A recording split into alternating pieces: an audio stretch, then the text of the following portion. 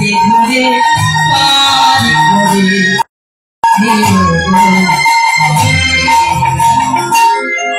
জয় জয় নিতাই গৌর সীতারা পৃথিবীর মানবী মন্তাই গৌর হরি হরি হরি হরি মহিম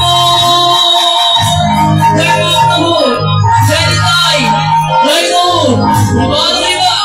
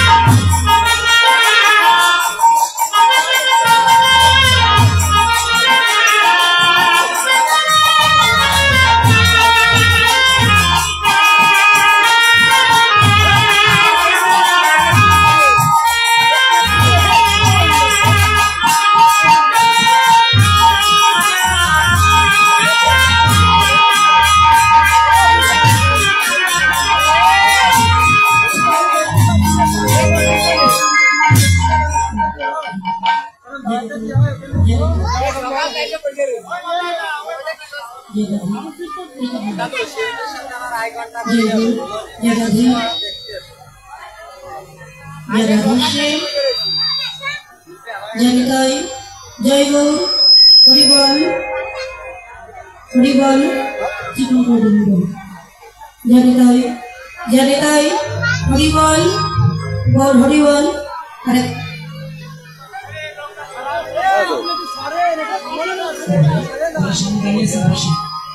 जनिताई जनिताई हरिबल हरे कृष्ण जनिताई हरिबल जय गौ जय राधे श्याम जनिताई हरिबल हरे कृष्ण जनिताई हरिबल जय गौ जय राधे श्याम जनिताई हरिबल गौर हरिबल जय गौ एक हाई हेलो हेलो जनिताई जय राधे श्याम हरे कृष्ण हरे भक्त जनिताई जनिताई हरे भगवान जनिताई हरिबल गौर हरिबल जय गौ राधे श्याम जनिताई देखिए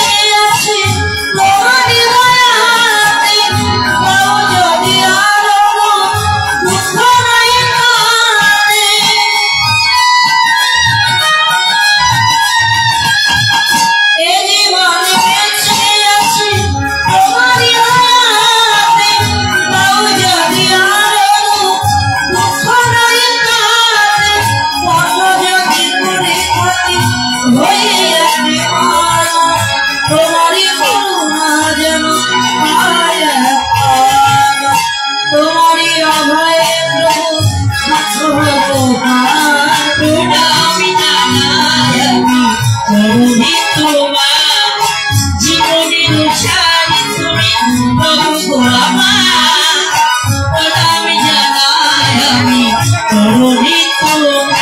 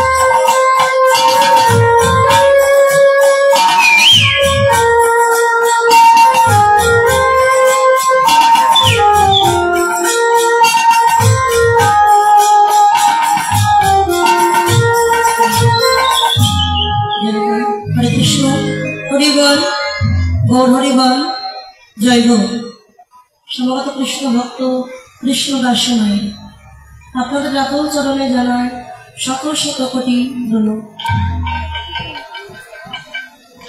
আপনারা পরম সাধুগুরু বৈষ্ণব ভক্তিমতী মায়ের সকলে এসেছে বহু দূর দূরান্ত থেকে ভগবান শ্রীকৃষ্ণের এই লীলা রস আস্বাদন করবেন, কিন্তু আমি অতি ক্ষুদ্র নগণ্য জীব বালিকার মধ্যে এই কীর্তনের সম্বন্ধে আমার কোনো জ্ঞান নেই যে পরিবেশন করি আপনাদের মতো পরম ভক্ত ভক্তিমতী মায়েদের চিত্তে আনন্দ দান করুন। তো গুরু কৃপাহি কেবল পরম দয়াল শ্রী গুরুদেব কৃপা করে নিয়ে এসেছেন আপনাদের মতো পরম ভক্ত ভক্তিমতী মায়েদের চরণ প্রান্তে তাই এসেছে। তো সকলে কৃপা করে দাদা এইটা মনে করে একটু কম হয়ে গেছে, সকলে কৃপা করে কৃপা আমার উপরে ভরসা করবে যেন সে অনাদির আদি গৌর গোবিন্দের গুণকীর্তন পরিবেশন করে আপনাদের চিত্তে আনন্দ দান করিতে পারে। তো কৃতজ্ঞ বিষয় এখন মধ্যাহ্নকালে নিলাম, আমি কি আমার মতো দায়িত্ব নাকি আপনারা বলবেন?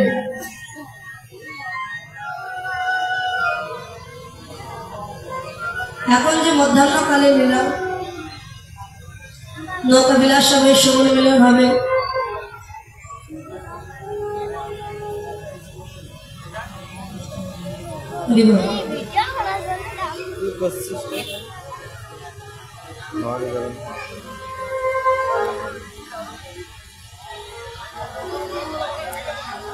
যে পরে ভালো লাগবে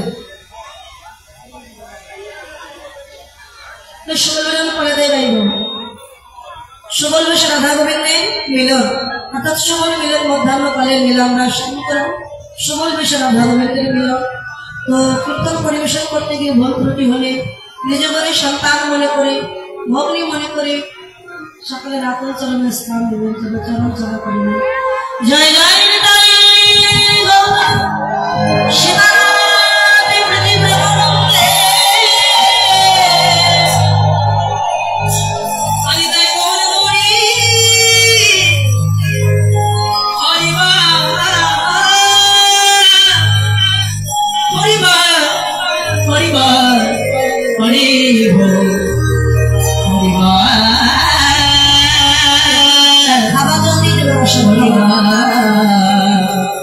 একটু খাবার জল দিয়ে যাবেন, আসলে খাবার জল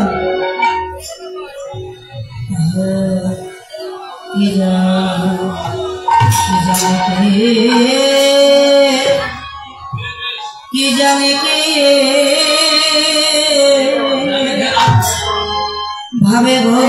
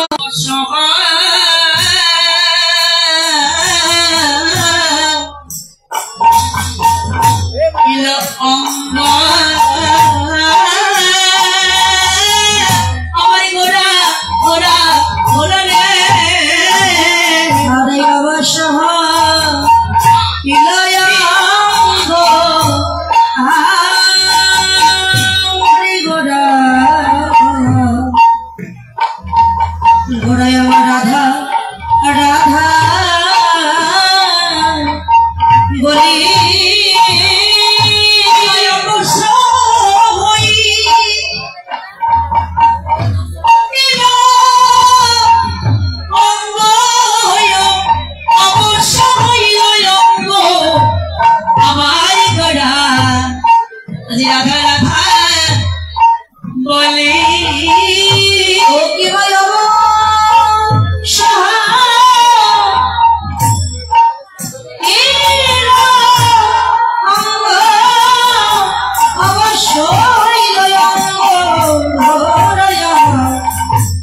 রাধা রাধা বলে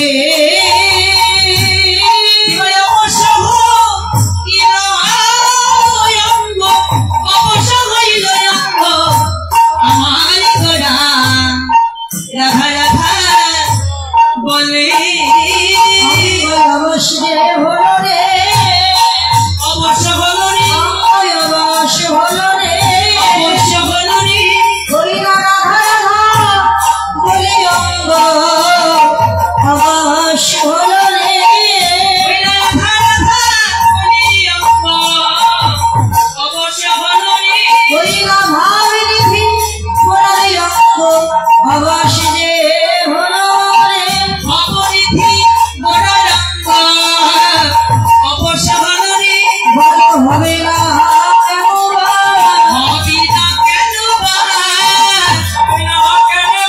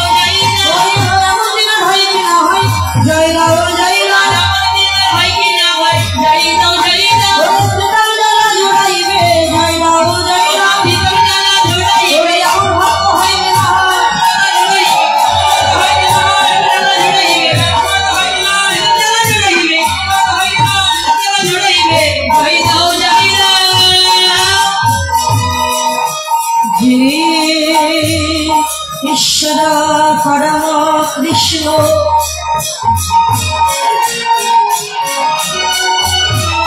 আমার আমার সচ্চিদানন্দ বিগ্রহ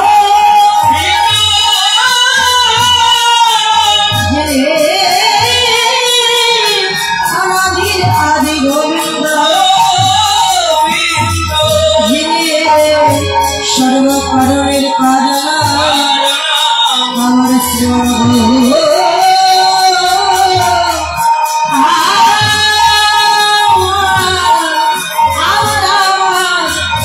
হরি হে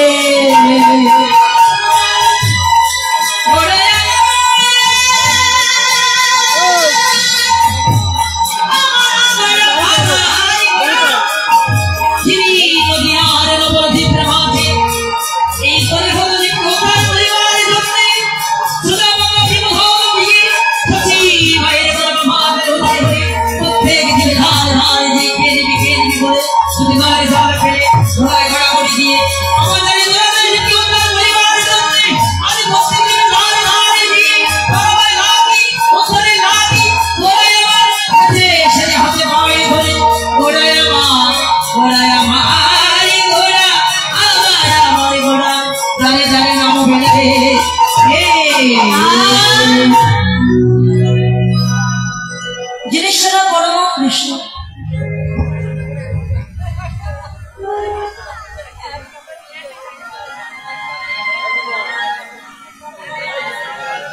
সচ্চিদানন্দ বিগ্রহ যিনি অনাদি আদি গোবিন্দ সর্বকারণের যিনি কারণ যিনি বৃন্দাবনে ছিলেন ব্রজেন্দ্র নন্দন কৃষ্ণ মা যশোদার নয়নে নীলমণি কৃষ্ণ মণি ঋষি সাধক সাধিকা গন্ধর্ব ইন্দ্র হাজার হাজার বৎসর ধরে তপস্যা করছেন ধ্যান করছেন যে চরণ কমল পাওয়ার জন্য কিন্তু যে চরণ কমল লাভ করতে পারেন আজ সেন বিরিঞ্চি বাঞ্ছিত ধন এই কলির আবদ্ধ দেবতা এই কলিতে পাবন গৌরঙ্গ সুন্দর এই কলির অত্যাচারী পাপাচারী বেবি নির্বিচারী দুরাচার এই কলিহত জীবকে উদ্ধার করবার প্রত্যাশা শ্রীধাম নদিয়া নবদ্বীপের মাঝে গৌর হয়ে আবির্ভূত হয়েছে 1407 শতাব্দী 1486 খ্রিস্টাব্দে 891 সালে 23 ফাল্গুন চতুর্দশী তিথি উত্তীর্ণ হওয়ার সঙ্গে সঙ্গে উদয়গিরি ভেদ করে নবদ্বীপ সদৃশ উদয়গিরিতে ভক্তের ভগবান উদয় হয়েছে। কলিযুগের মাঝে এসে তুমি অযাচিত ভাবে নাম বিলিয়েছেন, কে ব্রাহ্মণ, কে চণ্ডাল, কে ধনী, কে গরিব, এই ভেদাভেদ না করে সবাইকে নাম দিয়েছিলেন আর সবাইকে বুকে জড়িয়ে ধরেছিলেন ভক্তের ভগবান। এই হরিনামে উদ্ধার হলো মনাই চাঁদ কাজী, হরিনামে উদ্ধার হলো চাপাল গোপাল, হরিনামে উদ্ধার হলো জাগাই মাধায়। মহাপ্রভু এই হরিনাম দিয়ে সকলকে উদ্ধার করলো। কিন্তু এখনকার বর্তমান সময়ে কিছু মানুষ আছে, তাদের মধ্যে জাতির ভেদাভেদ আছে। ওর নিচু জাত, ওর বাড়িতে আমি যাবো না, ও আমার বাড়িতে আসলে সে এটাকে পরিষ্কার করে দিতে হবে, ওর বাড়িতে জল খাওয়া যাবে না, ওকে স্পর্শ করা যাবে। আচ্ছা বাবা, এই যে আমরা কীর্তন শ্রবণ করছি সবাই, আপনারা বসে আছেন, আমি দাঁড়িয়ে আছি, আমি দাঁড়িয়ে দেখছি এদিকে মায়েরা বসে আছে, এদিকে বাবারা বসে আছে, সবার মাথা কিন্তু আমি দেখতে পাচ্ছি। এখন আমি যদি এখান থেকে 1 তলার উপরে উঠি কিংবা 2 তলার উপরে উঠি, সেখান থেকেও ভালো দেখতে পাবো কোন দিকে মায়েরা বসেছে, কোন দিকে বাবারা বসেছে। যখন 5 তলায় উঠবো, 5 তলায় উঠলে তখন কি আর দেখা যাবে কি বোঝা যাবে কোন দিকে মায়েরা কোন দিকে বাবারা বসেছে? যতই উপরে উঠবে তত কি দেখা যাবে, সব সমান, শুধু মাথা দেখা যাবে, কিন্তু কোন দিকে মায়েরা কোন দিকে বাবারা একটা বোঝা যাবে না, সব সমান। তাই জ্ঞানের উচ্চ স্তরে যারা বাস করে, যারা অধিক জ্ঞান সম্পন্ন, তাদের কাছে সব সমান। কিন্তু কিছু কিছু মানুষ আছে, কিছু বিদ্যা অভ্যাস করেছে, কথাই বলে না অল্প বিদ্যা ভয়ঙ্করী। কিছু বিদ্যা অভ্যাস করে তারা চিন্তা করছে আমাদের মধ্যে এই জাতির ভেদাভেদ থাকবে, ওর নিজ জাত আমার বাড়িতে আসা যাবে না, ওর বাড়িতে আমি যাব না। আচ্ছা, মহাপ্রভুর কাছে তো জাতির ভেদাভেদ ছিল না, তিনি তো সবাইকে হরিনাম দিয়ে একাকার করেছেন। জাতিতে মুসলমান ছিল মনাই চাঁদ কাজী, মুসলমান হয়েও তিনি কিন্তু সবাইকে, মহাপ্রভু একটা মুসলমানকে উদ্ধার করেছিল মধুবাকা হরিনাম। হরিনাম করবার অধিকার সবারই আছে। আচ্ছা মা, কলির পিতাকে, কলির পিতা আমার গৌরাঙ্গ সুন্দর, আর কলির মাতাও আমার গৌরাঙ্গ সুন্দর। তাহলে পিতা যদি একজন হয়, আমরা তো সবাই তার সন্তান। আদি পিতাকে, আদি পিতাকে মনু, আদি পিতা মনু, আর আদি মাতা শতরূপা। তাহলে গৌরাঙ্গ সুন্দর তিনি কলিজীবকে উদ্ধার করবার জন্য পিতৃ সমতুল্য বা মাতৃ সমতুল্য হয়ে পিতা মাতার ন্যায় এই কলিযুগের মাঝে এসেছেন। তাহলে বাবা মা যদি আমার গৌর হরি হয়, তাহলে আমার তো সবাই তার সন্তান। তাদের এত ভেদাভেদ কেন, জাতির ভেদাভেদ কেন? এই ভেদাভেদ একটা কথা মনে রাখবেন মা, মুচি হয়ে শুচি হয় যদি কৃষ্ণ ভজে, আর শুচি হয়ে মুচি হয় যদি কৃষ্ণ ত্যাজে। ব্রাহ্মণ ব্রাহ্মণ হয় যদি কৃষ্ণ ত্যাজে, চণ্ডাল ব্রাহ্মণ হয় যদি কৃষ্ণ ভজে। পদ্মফুল যখন প্রস্ফুটিত হয় মা, কোথায় পদ্ম প্রস্ফুটিত হয়? বদ্ধ জলে, নোংরা জলে। তো পদ্মের জন্মটা দেখা হয় না যে কোথায় জন্ম নিল, সেই পদ্ম ফুল নিয়ে গোবিন্দ সেবাই দেওয়া হয়। কিন্তু যে গোলাপ ফুল ঘরের ছাদের টপে হয়, কত পরিচর্যা করে তারপরে গোলাপ প্রস্ফুটিত করতে হয়, দেখতেও খুব সুন্দর, কিন্তু গোলাপ কখনো গোবিন্দ সেবায় লাগে না। ওই পদ্ম ফুলি গোবিন্দ সেবায় লাগে। তাই মানুষের জন্মের বিচার করো না, মানুষের কর্মের বিচারটা করো। আমি উঁচু কুলে জন্ম নিয়েছি, জন্ম নিয়ে আমি এমন একটা কর্ম করলাম, যেমন মৃত্যুর পরে গ্রামের লোকজন বলছে লোকটা মরে গেছে না বেঁচে গেছে, এতদিন যা খারাপ কর্ম করেছে বেঁচে গেছি, একটা পাপী অন্তত গেল। লোকে যে দেখে আমাকে বলছে বেঁচে গেছি, মরে গেছে না বেঁচে গেছে। উঁচু কুলে জন্ম নিয়ে আমার কি লাভ হলো? কি লাভ হলো না? আমার কোনো লাভ হলো। আবার অনেকে আছে নিচু কুলে জন্ম নিয়েছে, সেই ব্যক্তি মারা গেছে। তো গ্রামের লোক জানতে পেরে ছুটে গিয়ে বলছে, আরে লোকটা এত ভালো ছিল, মরে গেল। সবাই আফসোস করছে, নিচু কুলে জন্ম নিয়ে আবার কি ভালো কর্ম করলো, সবাই তার নাম করছে। জানবেন ওই ব্যক্তি যাবে স্বর্গে, আর যে বলবে ও মরে গেছে না বেঁচে গেছে, মানে ওই পাপী যাবে নরকে, নরক যন্ত্রণা ভোগ করার জন্য। তাই যে বলেই জন্ম হোক না কেন, যদি ভক্তি থাকে, ভক্তি জীবনে তার কৃপা হয়, তার কৃপা বস্তু পাওয়া যায়। নিচু কুলে জন্ম নিয়েছিল কেমন? আমার ভগবানের একজন প্রিয় ভক্ত, যার নাম ছিল ভক্ত রহিদাস, নিচু কুলে জন্ম নিয়েছিলেন। আচ্ছা, যে যেমন কর্ম করে তেমন জন্ম লাভ করে। যিনি কর্মফল প্রদাতা, তিনি কর্ম অনুযায়ী জন্ম দিয়ে থাকে। রহিদাস এমন কি খারাপ কর্ম করলো যে তার নিচু কুলে জন্ম হলো, আবার এমন কি ভালো কর্ম করলো যে নিচু কুলে জন্ম নিয়েও সে পরম কৃষ্ণ ভক্ত হল। এটা জানতে হলে জানতে হবে রহিদাসের পূর্ব জন্মের কথা। রহিদাসের পূর্ব জন্মে তার নাম ছিল প্রেমানন্দ। এই প্রেমানন্দ যখন মায়ের গর্ভে তার বাবা মারা যায়, আর প্রেমানন্দকে জন্ম দিয়ে সন্তানের বদন দেখবার আগে প্রেমানন্দের মায়ের মৃত্যু হয়ে যায়। গ্রামের লোকজন গিয়ে বলছে, দেখেছিস ছেলেটি কেমন অলক্ষণী, কেমন অপয়া, ওরে ও জন্মানোর আগে নিজের বাপকে খেয়েছে, আর জন্ম নিয়ে নিজের মাকে খেয়েছে, অলক্ষণে অপয়া, ওর মুখ দেখাও পাও। তাহলে কি করবে? সবাই মাত্র একদিনের বাচ্চা, কেউ কি না নিলে তো মরে যাবে। গ্রামের লোকজন বলছে, মরুক, মরলেই আমরা বাঁচি, যারা কাজ করে ওকে নিয়ে আমরা কোনো রাস্তার ধারে ডাস্টবিনে ফেলে দিয়ে আসি। শিয়াল কুকুরে ছিঁড়ে খেয়ে ফেলবে, মরে যাবে।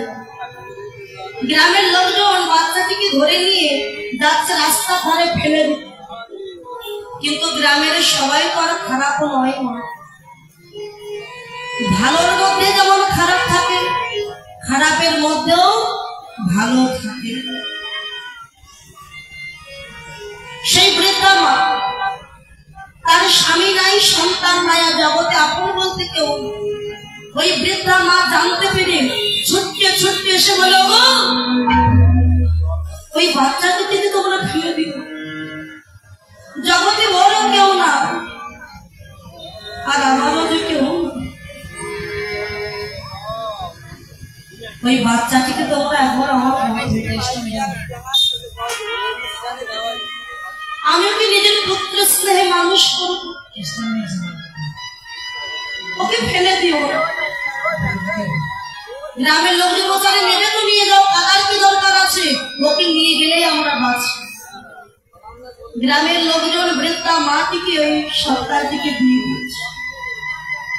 তাহলে যার স্বামী না, তাকে তো কাজ করতে হবে। মা কাজ না করলে সংসার চলবে কি করে? প্রত্যেক দিন গ্রামে ভিক্ষা করতে,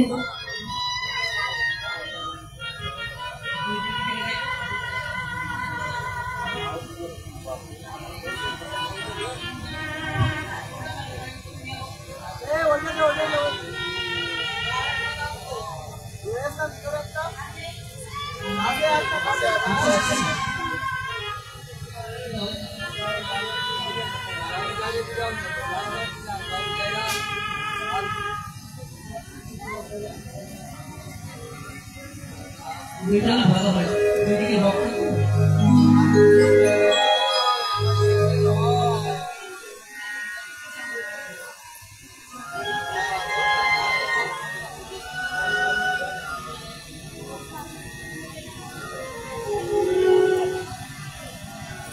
প্রত্যেকদিন গ্রামে ভিক্ষা করতে যায়, কাজ করে, ভিক্ষা করে যেটুকু অর্থ পায় তাই দিয়ে একটু করে দুগ্ধ কিনে নিয়ে আসে ছোট্ট প্রেমানন্দের জন্য।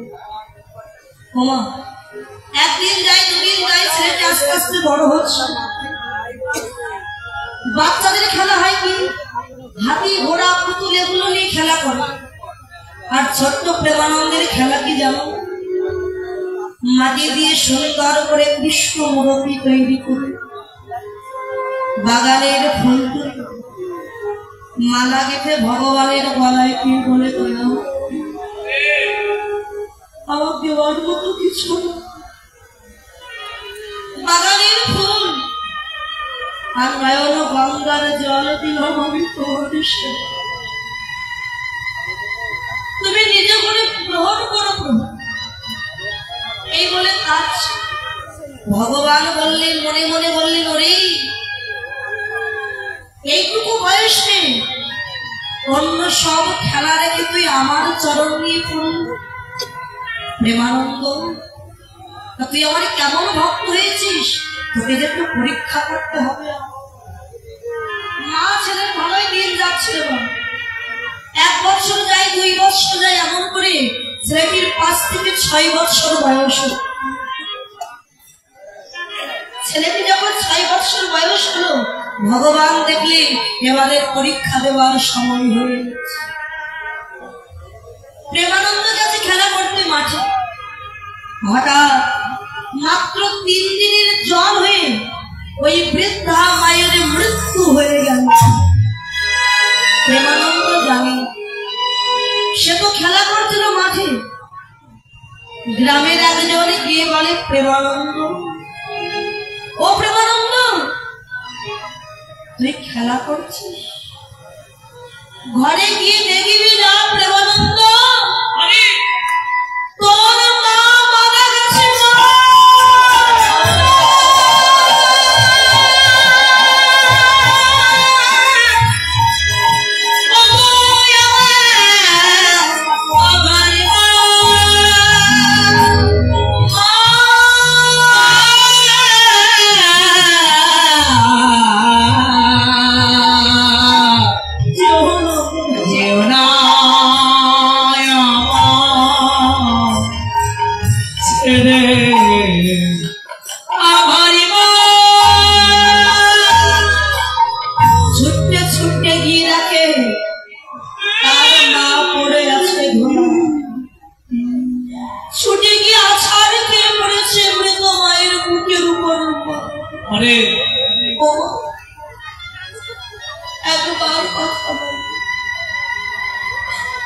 একবার প্রেমানন্দ বলে আমায় ডাকুন,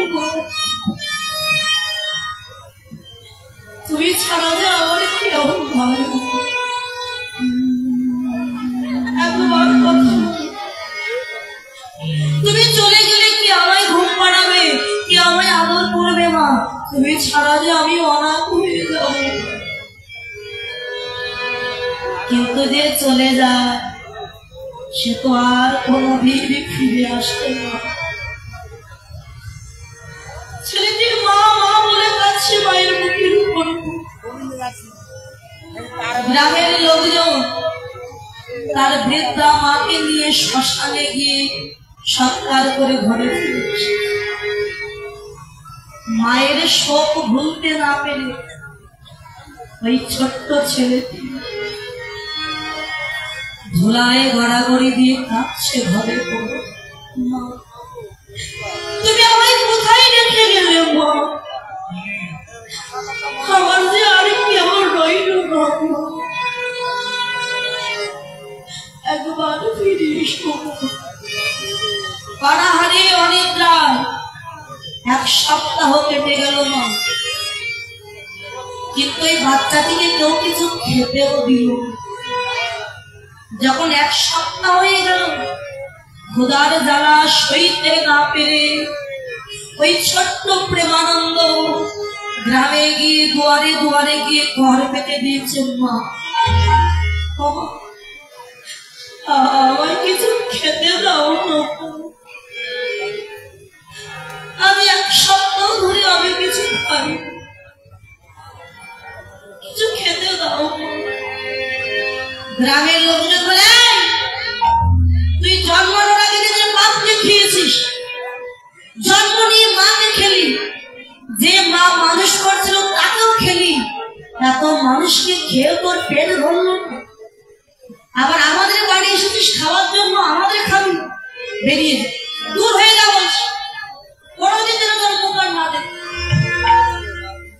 যার বাড়িতে যাই দূর দূর করে তাড়ি। ছেলেটি খোদার জ্বালা রাস্তার ধারে একটি বৃক্ষের তলদেশে বসে দুটি বাহু তালন করে কেঁদে বলে, কৃষ্ণ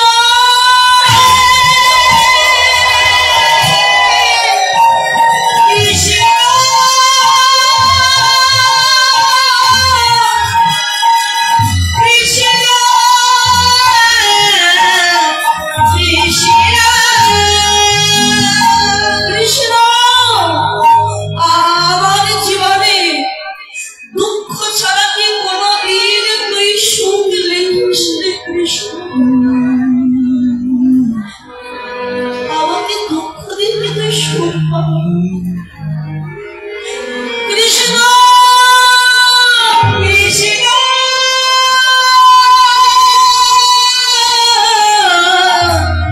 কৃষ্ণ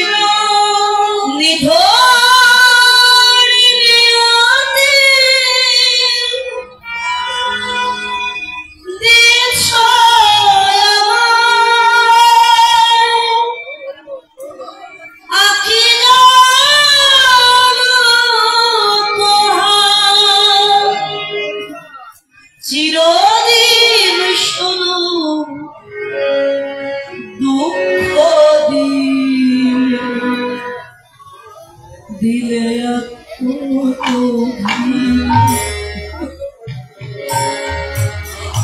নিঠুর নিয়তি দিয়েছ আখি জল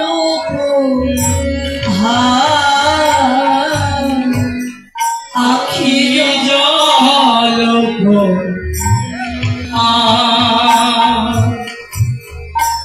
আখি জল কৃষ্ণ ব্যথা দিয়ে তুমি যদি সুখ পাও,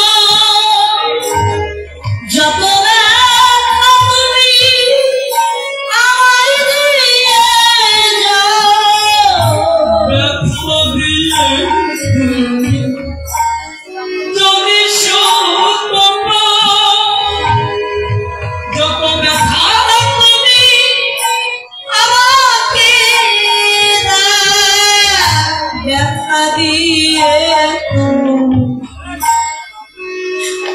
যদি সুখ পাও, যত ব্যথা তুমি আমায় দিয়ে যাও, ব্যথা দিয়ে যদি সুখ পাও, যত ব্যথা তুমি আমাকে দিয়ে যাও, নিঠুর নিয়তি দিয়েছ আমার আখি জল আখি জল আখি জল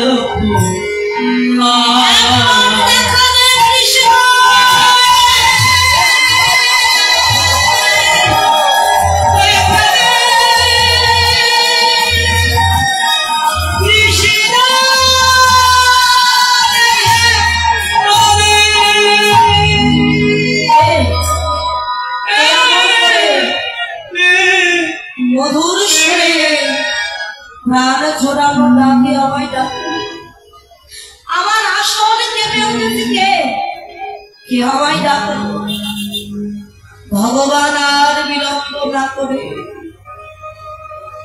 একজন বৃদ্ধ রূপ ধরে হাতে লাঠি নিয়ে কাঁপতে কাঁপতে প্রেমানন্দের কাছে,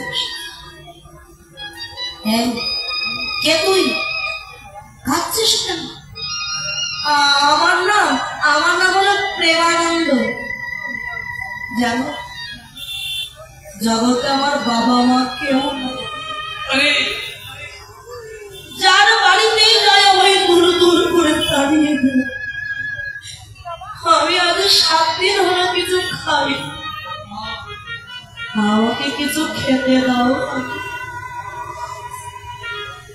ভগবান বললেন, ওরে আমি নিজে একজন ভিখারি মানুষ, আমি তোকে কি খেতে দেবো রে? তোর এক কাজ কর, তোর ক্ষুধা পেয়েছে? হ্যাঁ, আমার খুব ক্ষুধা পেয়েছে। তুই এখান থেকে চলে যা, বারাণসীতে গুরু রামানন্দের আশ্রম আছে, ওই আশ্রমে গেলে ওখানে থাকতে পারবি, খেতে পারবি। আর দেরি করিস না, যা। সত্যি বলছো? হ্যাঁ সত্যি বলছি।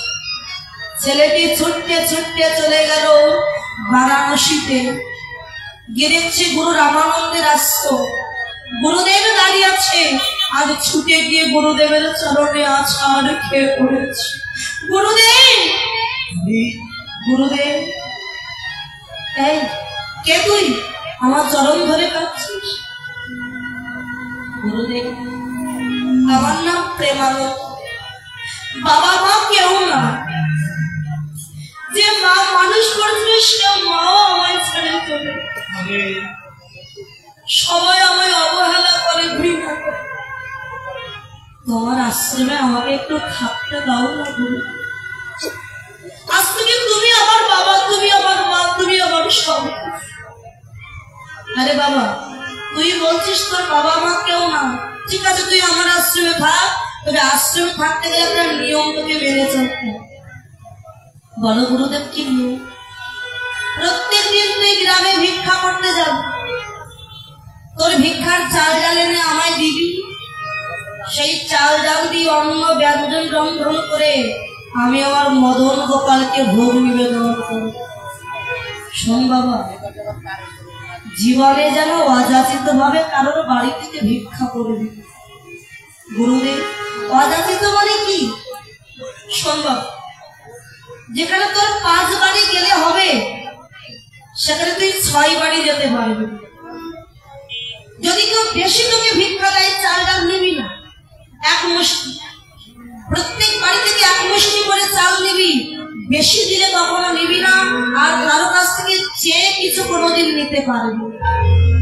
ঠিক আছে গুরু। প্রত্যেকদিন ভিক্ষা করে এনে দেয়, আর গুরুদেব রন্ধন করে ওই মদন গোপালকে ভোগ নিবেদন। এই গুরুদেব ছিলেন যোগী পুরুষ।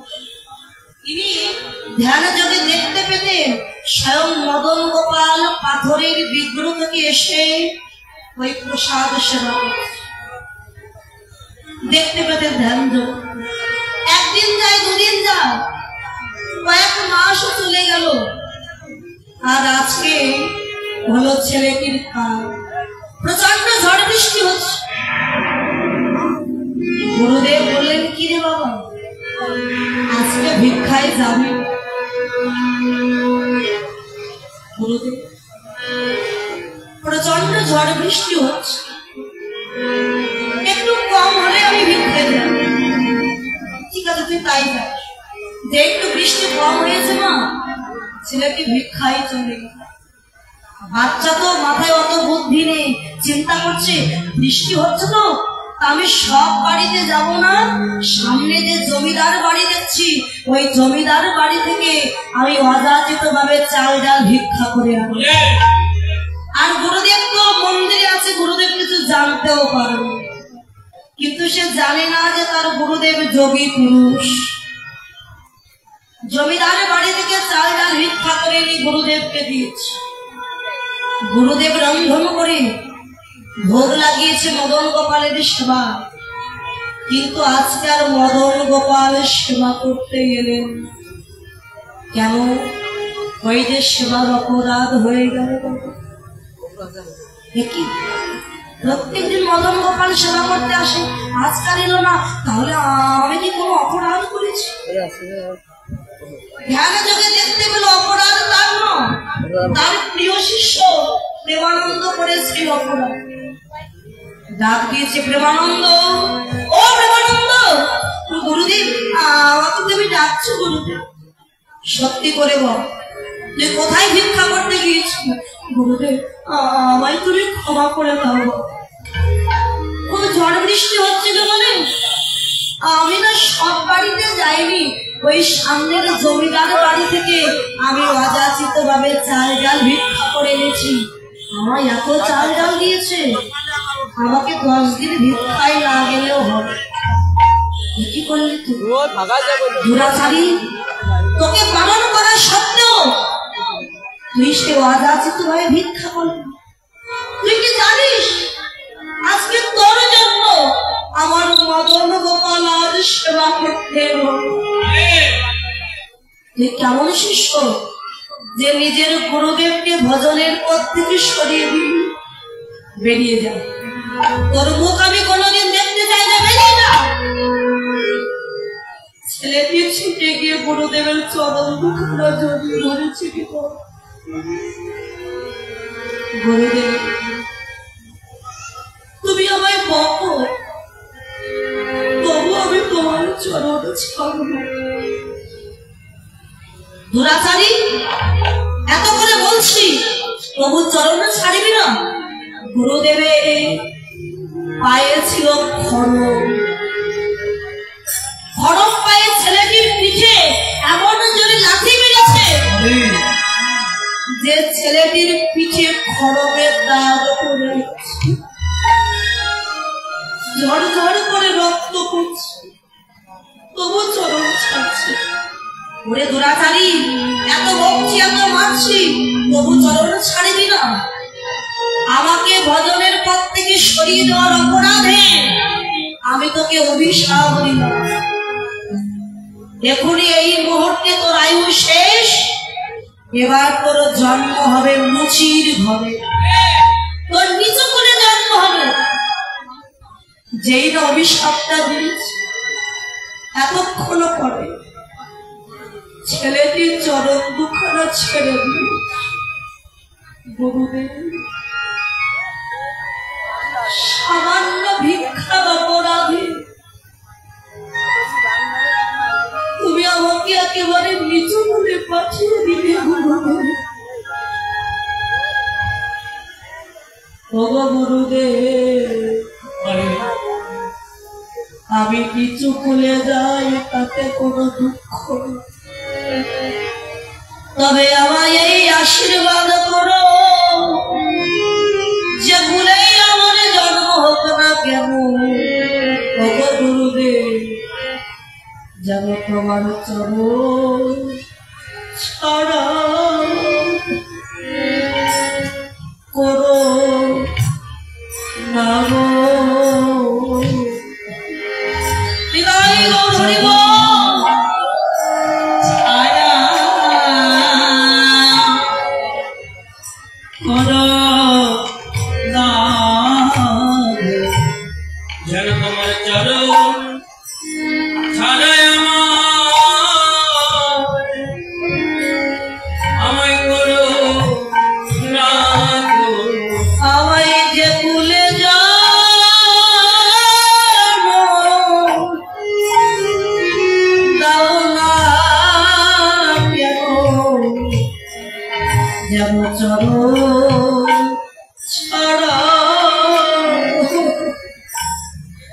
আমায় করো না গো,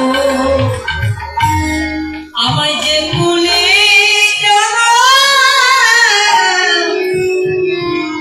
দাও না কেন, যেন চরণ ছাড়া করো না। গুরুদেব, আশীর্বাদ করো, যে ভুলেই জন্ম হোক না কেন আমি যেন তোমার চরণে আবার আসতে পারি। এই বলে ছেলেটি ছুটতে ছুটতে গিয়ে ওই বারাণসী গঙ্গার জলে ঝাঁপ দিয়ে ছেলেটি প্রাণ বিসর্জন দিয়েছে। কিছু মাস পরে ওই ছেলেটি আবারও জন্ম নিয়েছে কাশীধামে রাঘব রুহিদাসের পুত্র হয়ে। নাম হলো তার রুহিদাস। ছেলেটির জন্ম নিয়ে হলো জাতিস্বর। জাতিস্বর কাদের বলে মা? যারা পূর্ব জন্মের কথা বলতে পারে, জানে, তাদের বলা হয় জাতিস্বর। ছেলেটি জন্ম নিয়েছে, কিন্তু পূর্ব জন্মের সব কথা তার মনে আছে। 10 দিন হয়ে গেল বাবা, কান্না বন্ধ করছে, মায়ের স্তনদুগ্ধ পান করছে। গ্রামের লোকজন এত ডাক্তার কবিরাজ নিয়ে আসলো, কিন্তু কিছুতেই ছেলেটির কান্না বন্ধ হচ্ছে। একজন কি বলে, আরে দিদি তোর বাচ্চাটার কি হয়েছে কেউ তো বলতে পারছো না, তা চল তো বারাণসীতে গুরু রামানন্দের আশ্রম আছে, উনি তো যোগী পুরুষ, উনি কিন্তু এখনো বেঁচে আছে বাবা, চল তো ওনার আশ্রমে আমরা যাই, উনি যদি কিছু বলতে পারে। যেই না গুরুদেবের নামটা শুনেছে, ছেলেটি একবার হেসে উঠেছে, দেখেছিস, চল আমায় নিয়ে যা। রোহিদাসকে নিয়ে গুরুদেবের আশ্রমে কি গুরুদেবের কোলে বাচ্চাটিকে দিয়ে বলছে, গুরুদেব দেখুন না বাবা, আমার বাচ্চাটার কি হয়েছে, 10 দিন হয়ে গেল কান্না বন্ধ করছে না, আপনি একটু দেখুন। গুরুদেব কিন্তু জানে না বাচ্চাটাকে, বুকে জড়িয়ে ধরে পিঠে হাত বুলিয়ে দিয়ে বলে, বাবা কি হয়েছে তোমার, কাঁদছো তো? যেই না পিঠে হাত বুলিয়ে দিল মা, অমনি সে খড়মের ডাকটা গুরুদেবের হাতে এসে খেতে। সঙ্গে সঙ্গে গুরুদেব ছেলেটার পিঠের জামা তুলে দেখতে পেল, সেই খড়মের দাগ আজও তার পিঠে পড়ে যাচ্ছে। ছেলেটিকে বুকে জড়িয়ে ধরে বলে, প্রেমানন্দ জন্ম নিয়েছিস বাবা, জন্ম নিয়েও এ জন্মে তুই আমার কথা ভুললি না বাবা, সেই তুই আমার চরণে এলি, তোর এত ভক্তি, বল তুই কি চাস? ছেলেটা বাচ্চা তো, কিন্তু অলক্ষেতে গুরুদেবকে ডেকে বলে, ওগো গুরুদেব আমার নিচু কোলে জন্ম হয়েছে, তাতে দুঃখ তবে তুমি আমায় এই আশীর্বাদ করো, আমি যেন কৃষ্ণ ভক্ত হতে পারি, কৃষ্ণ ভক্ত হয়ে সকাল সকাল সাধু গুরু বৈষ্ণবের বাগানে গিয়ে ভক্তের চরণ দুখানা হৃদয়ে জড়ায় ধরে যেন দুটি নয়ন জলে ভক্ত চরণ আমি ধোয়াতে পারি। দুটি নয়ন জলে ভক্ত চরণ আমি ধোয়াতে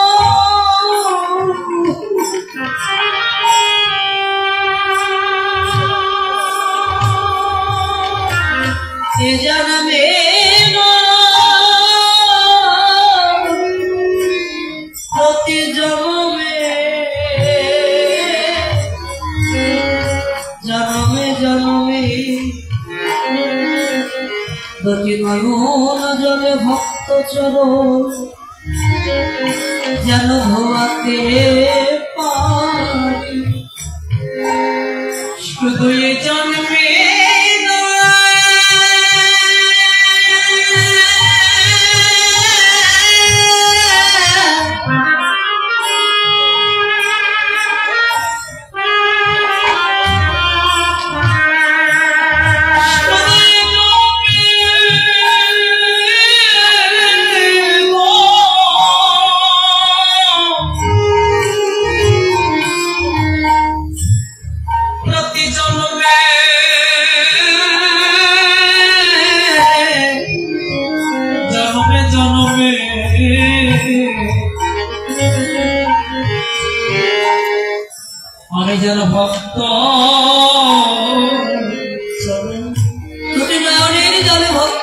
ধুমাতে মানি তালে চরণ ধুমাতে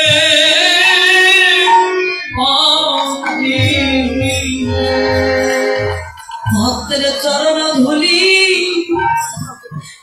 যেন অঙ্গে মাখিতে পারি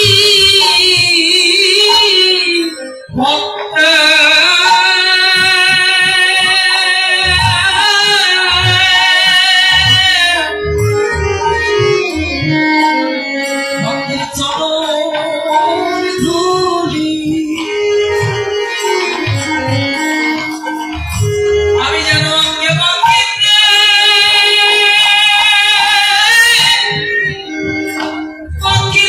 পারি